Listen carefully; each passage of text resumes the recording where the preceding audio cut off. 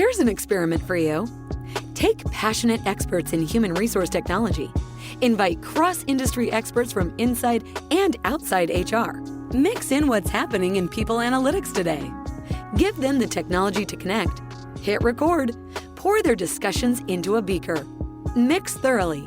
And voila, you get the HR Data Labs podcast, where we explore the impact of data and analytics to your business. We may get passionate and even irreverent, but count on each episode challenging and enhancing your understanding of the way people data can be used to solve real-world problems. Now, here's your host, David Turetsky. Hello and welcome to the HR Data Labs podcast. I'm your host, David Turetsky. Like always, we find the most fascinating people to talk to you about the worlds of HR data, analytics, technology, and process. Today, we have with us our friend, Zack Johnson from Visier. Zack. Thank you for having me. I'm really excited to be here. We're really excited to have you again.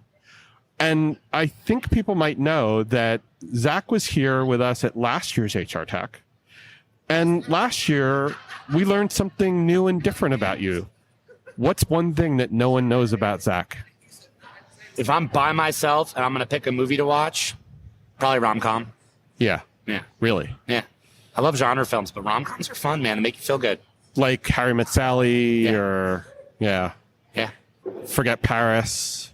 Like, but like Prime. Like something really bad. Like not always like a great rom-com. Okay. But it's like something you can just throw on. It just makes you feel good, you know? I do, but having going through right now a really terrible part of my romantic life. Oh, no. I will say that romantic comedies are definitely not where I want to start. I go with horror movies now. So horror movies, my other back. I was going to say like watch Hereditary or something. I just love genre film, man, you know? Yeah. I've been watching a lot of Stephen King stuff too. So. Definitely. Yeah. Definitely. He really scares the crap out of me. Yeah, me too. So the topic we're choosing to talk with Zack today is 2022, what we learned in the world of HR analytics and what surprised you about it. And then we'll talk about what your predictions are for 2023. But let's start with, think about the world in 2022. What surprised you and what didn't surprise you in the world of HR analytics in 2022? Sure. And so I'll preface by saying I get a really interesting vantage point in the market because I get to basically spend really deep time with virtually every vendor and see what they're thinking about for the future and how they're thinking about strategy. And what's really interesting and is kind of surprising is the rest of the world has become obsessed with work. Like the amount of press on work right now is astounding. It's like in everything all the time. I don't care if it's quiet quitting, great resignation, whatever. I don't think the HR community here, particularly the vendors, have realized quite how much that means other vendors that aren't traditional HR vendors are going to take a very, very big interest in the space over the next couple of years. And ask what's broken and why can't these people fix it? And buy stuff and invest in stuff. Yeah. And there's a lot of keys to the kingdom here that will be transformative for things beyond traditional HR, but it's going to come from here in a lot of ways. And I see some people starting to notice, but the enemies are kind of at the gates. You can watch it. It's kind of cool. Well, and that means because the enemies are going to be at the gates that we may see different players here next year. And so you're starting with your prediction for 2023, which is that the people that are coming to the HR technology conference may actually be very different next year. It'd be very different. I mean, you can already see it this year, right? Like Fidelity has a booth. Like typically there's like, you have your talent management spend, you've got like your benefits and insurance and all that. And then you have comp. You're starting to see it bleed more and more over because all of them are becoming technology players. Yeah. And so it's an exciting time, but it's also really big, really well-funded and capitalized organizations who sell differently, compete differently, think about the world differently, are going to start to be here. And that's, I think, really exciting. Because it's the future of management and how we work together, but it's also like kind of used to the same people, and I think it might be a little scary in some ways too. Well, you use the word legitimacy, right? And so maybe we'll actually have different customers show up. Maybe we'll actually have, maybe not CEOs, but maybe we'll have COOs, or maybe we'll have CIOs, or maybe we'll have beyond the HR technology world, maybe we'll have CFOs come and take this seriously. Oh, and investors, institutional investors. Right. So like, think like, your BlackRocks or like your hedge funds, all those. Yeah. You're going to be able to predict tax revenue for like by municipality. Like that's the byproduct of people analytics is like understanding. Because actually, there's one thing I was told that I can't unsee, which is like there's trillions of dollars spent to understand the consumer. Yeah. Like just like two companies alone are $2 trillion worth of market cap, right? Sure. The only thing really equivalent to consumer spend is like work spend, like payroll and all the things that go around Absolutely. it.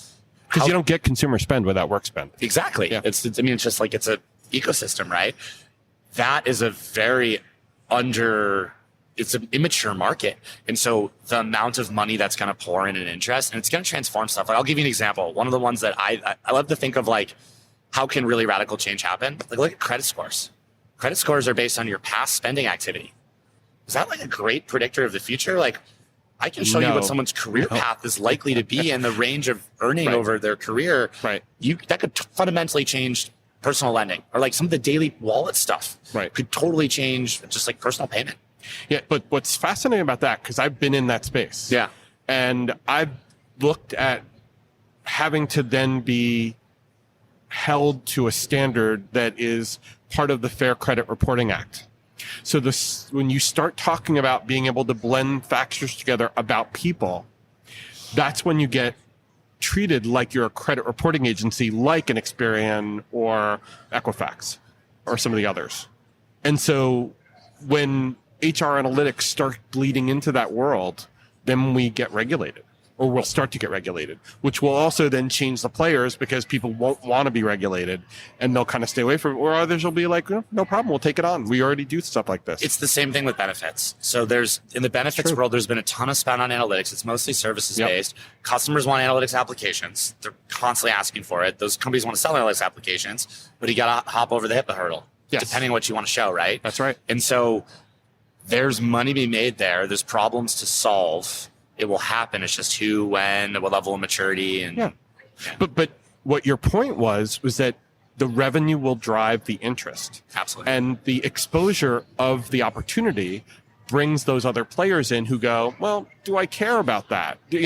That's going to be a price to pay, but look at all of the potential for that new market that's being exposed. If I'm an early entrant into that new market, I become the new Visa and MasterCard for those new metrics and that new market. There's new competitive moats. And like one of the things that's really exciting is like, we've been doing the people analytics thing for a while, and there's so many new vendors here, and it's really exciting because one company doesn't make a market. Like it's awesome to have people all just chasing after the same stuff. But fast forward 5-6 years from now, I think some of those companies are going to be much bigger and attack some of those niche areas where like one can't go after all of them. That's really exciting for consumers, I think, because like there's unlimited questions to answer about people. Yeah. And they may find a niche, like you were mentioning before, maybe it was before we were talking on air, but you were mentioning before about, look at different payroll and HR companies. They have a niche because they service different markets. Some service small markets, some service mid-sized markets, some service the higher, and some service them all, right? Yeah. I think what you're saying is that because the entrants are coming in, they might find a niche, may not be size, it may be something else. Maybe it's industry. And they exploit that industry, give legitimacy to people analytics in that industry, and then it starts to add more when the next industry hits or the next group hits.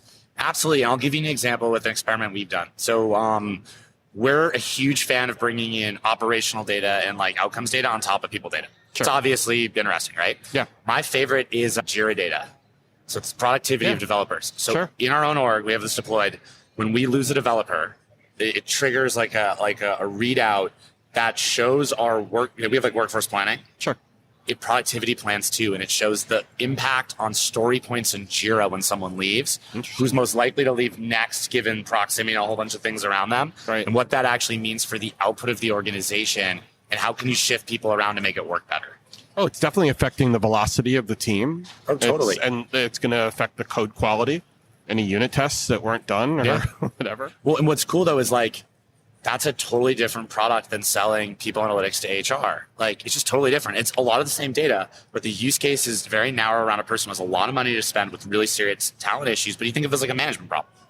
Yeah, but in that specific instance, you're talking about very important management of resources that are extremely expensive. Yeah. And so if there's a way for you to find out by using the Jira data who might be if X, Y, or Z left the organization, what would their impact to code quality be and to productivity be? And that's revenue right there, right? I mean, when new releases are delayed because people leave, that screws the entire company's revenue.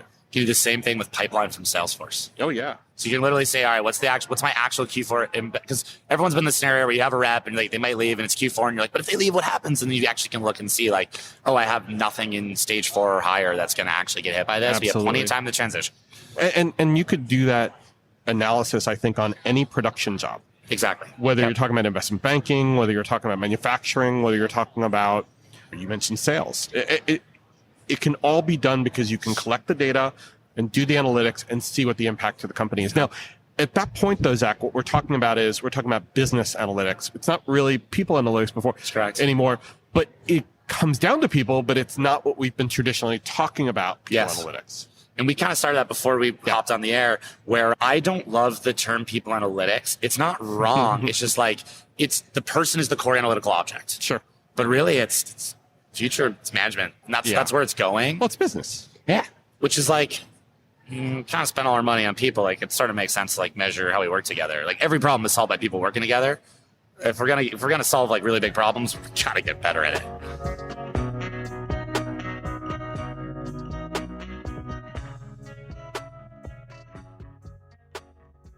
And we've been trying for so many years. Why do we still suck at it though? Welcome to The Human Role, your go-to podcast where HR and payroll collide with innovation. I'm your host, Tiana Neal, and every month I'm diving deep with industry experts and change makers, bringing you real talk insights, practical tips, and fresh takes you won't hear anywhere else. Whether you're a leader, practitioner, or just curious about the latest HR and payroll trends, I've got you covered. Ready to roll with the best? Tune in for fresh perspectives, actionable tips, and the knowledge you need to roll forward with confidence. Subscribe now and let's transform the way you work. Well, for one, people are people, and we're messy and we're hard to measure. And like, no matter how much you measure, there's still going to be crazy stuff that you can't expect. And so that's one of those things that's funny whenever my favorite rebuttal to smash on people and it's like, well, what if? And it's like, they go really deep on like making the decision just off the numbers. I'm like, the next step is always pick up the phone and talk to a person. Like it's intuition plus data that's magical. But no, I think it's actually a network problem. That's where the complexity comes from. The more people you have working together, it's each person you add adds quadratically more relationships to a network, and just the complexity ramps. And we're not given tools to help us understand very quickly how like interaction is, because a company's not a real thing. A company is the average of everyone's. It's the average of everyone's thoughts of what the company does, their beliefs about it, the beliefs about the momentum, and then a bunch of promises they make to other organizations any given moment. Right. It's a network problem, and it's a heuristic problem. And well, we always try and say that companies are families. They're definitely not families. But I would never treat my family the way some companies have treated me. And also, look at how we work together. Yes, we spend a lot of time together. It doesn't mean we're family. Yeah. It means maybe we should be nice to each other, but in a way, as you're saying, we're artificially put together. We're given a purpose. That purpose translates to revenue or whatever. I mean, if we're talking nonprofit, it's different, but let's just talk on the for-profit side. We're given a target. It has to be hit. We organize, self-organize sometimes, or we're told how to organize, and then we either hit it or we don't. And measuring it along the way and the effectiveness of it gives us the ability to make changes in it, tack, and be able to be better about it next time, right? Yeah.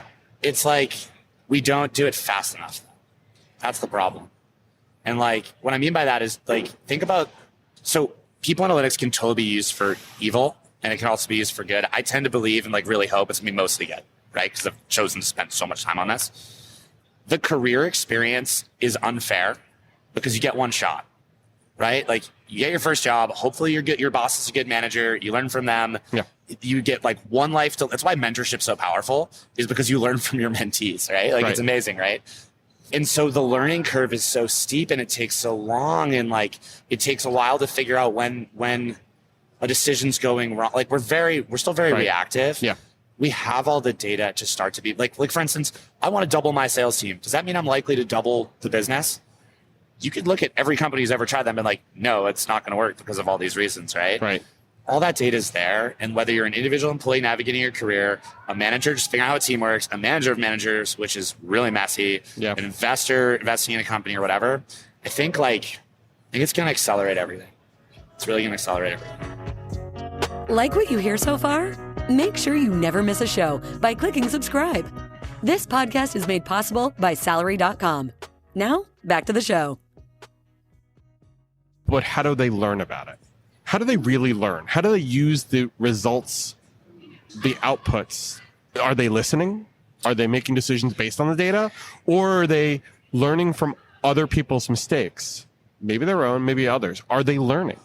I mean, this is what's the word? It's that's an epistemological, rhetorical question, right? That's just knowledge. That's how we create knowledge. Right. I'll say this. So I'll give you an example of some of the things I think you're going to see everywhere. When I start my week, basically work happens through what? Like email, calendar, Slack, and whatever your operational flow choice is. How internally focused versus externally focused is my team this week? If I notice we're getting more and more internally focused as weeks go on, I have a really serious problem with my sales organization. Yes. That's one metric. Yeah. All it is it tells me kind of what conversation to have. It's not fancy simulation. It's not benchmarking much other than against itself, right? Or hey, Zach, we notice you're twice as busy as all the other VPs at Visier. You need to talk to someone and get some help or you're going to burn out. And also you're probably not doing a very good job. Right. But I think it's the little nuggets are going to become something you just can't live without. And I think there's going to be, because it kind of goes down to three categories, right? There's I call them nudges, warnings, and then you're going to have planning and simulation. And I think planning and simulation is where a lot of the people analytics adoption challenges are. It's we're going to do a big thing to answer a big question, then we're going to roll it out. Right. The nudges and warnings piece is going to be it's going to be ubiquitous in day-to-day work, I think 5 years from now.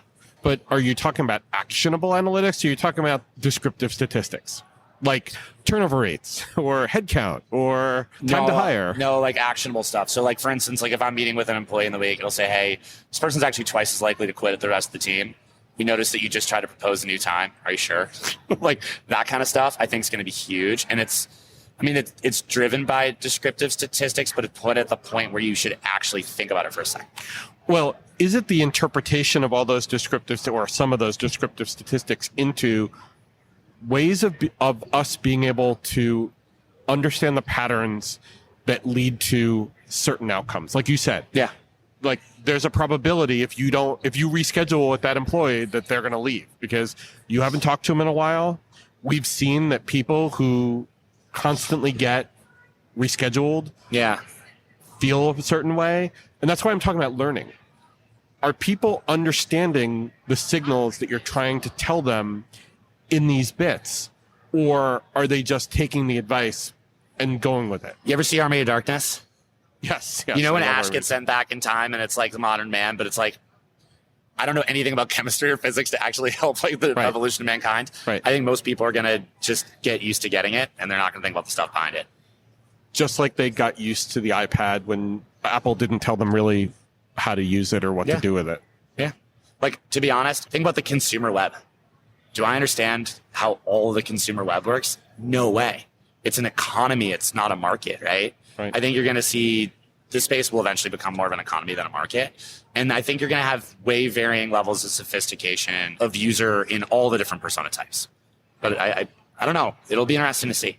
But that gives HR the opportunity to become the steward of not data, but of better outcomes because they could go to that manager and say, hey, we see that you've been getting some hints about some things and they're pretty consistent. And we know that you've been following the paths that they've laid for you. Do you get why? Being a steward of better behavior instead of just constantly being a traffic cop for why didn't you do your performance evaluations? Totally. Because your performance evaluation completion percentage is low. That's the stuff that we get in trouble for. I think you're spot on. It's an amazing opportunity. It was funny. I was walking around this event and it's cool because everyone's back, right? And with walking around, I was it dawned on me. I think the thing that everyone has in common here is people get into HR because they love and believe in people. They think people can be great. Mm-hmm. And what's cool is I'm hoping that if we build the stuff the right way and we build it with love and care, we're going to make that easier to scale. Because right now, your experience at a company is reliant on having a great manager. It's reliant on having someone who cares about you. It's reliant on having someone who looks like you, takes you under their wing. Right. I'm really hoping that this can broaden the access to the things that help people be as successful as they want to be and as they can be. And I think it's going to get us there. I hopefully do.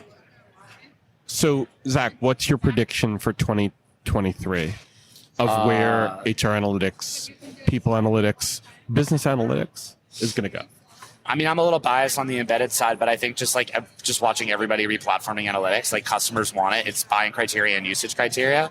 The needs are getting more sophisticated. So like, I think you're going to see a lot of cool analytics products like in everyone's suite, and you're going to see other new vendors. For HR in general, not just people analytics, I'd say just consolidation. It is going to it's already been some pretty serious consolidation, but like it's going to be a buyer's market. Mm-hmm. And I think you're going to see like the categories have never been so murky as this year. And I think it's going to get murkier before it gets clear over the next 24 months. It's definitely possible. I definitely agree with you. Let me ask you a stupid question. Sure. How about standardizations in analytics? And I don't mean standardizing on a platform. I mean standardizing on standards. Like Sharon published standards, 8 or 9 years ago of how you calculate things. But I'm talking about data standards so we can have interplay between different companies. And, granted, data companies exist, analytics companies exist. Being able to send data back and forth, not necessarily just APIs, but like, I don't know if you remember, there was the HR Open, I guess it used to be called HRXML. Is that possible? I hope so, because I think it's just good for the market, and it's good for the end user, and it's good for the creators, and good for vendors. I think there's always a downside to whatever the standard is. And there's always going to be the smartest person in the room who's like, I hate that thing. I want to do my own. And that's okay. Right. I hope one happens around skills, because I think skills are going to really change how we think about work and plan work. And that'll be really cool. Yeah. We measure retention 75 plus different ways. Yeah, I know. So and it's configurable on top of that. It's configurable on top of it. But you know what? I think all of our customers in the same data model, basically. But it takes a lot of work to get them there. But and there's a lot of advantages to it. I think we'll step more in that direction, but I don't think we'll make as much progress as everyone wants. Well, 2023 is only a few months away, and we can't solve for world peace all in 1 year. So I know, right? We'll talk about that again in 2024. Hey, are you listening to this and thinking to yourself, man, I wish I could talk to David about this? Well, you're in luck. We have a special offer for listeners of the HR Data Labs podcast. A free half-hour call with me about any of the topics we cover on the podcast or whatever is on your mind. Go to salary.com/HRDL consulting to schedule your free 30-minute call today. Zach, thank you so much for being here on the HR Data Labs podcast. We really appreciate it. You're awesome. We appreciate everything Visier does for the space. And hopefully we'll be able to have you again next year. Wouldn't miss it for the world, man. Thank you so much for having me. Thank you for being a brilliant steward. And just this is always fun. This is a highlight of the event for me. So thank you. Really appreciate the time. Cool. Thank you. Take care and stay safe. That was the HR Data Labs podcast. If you liked the episode, please subscribe. And if you know anyone that might like to hear it, please send it their way. Thank you for joining us this week, and stay tuned for our next episode. Stay safe.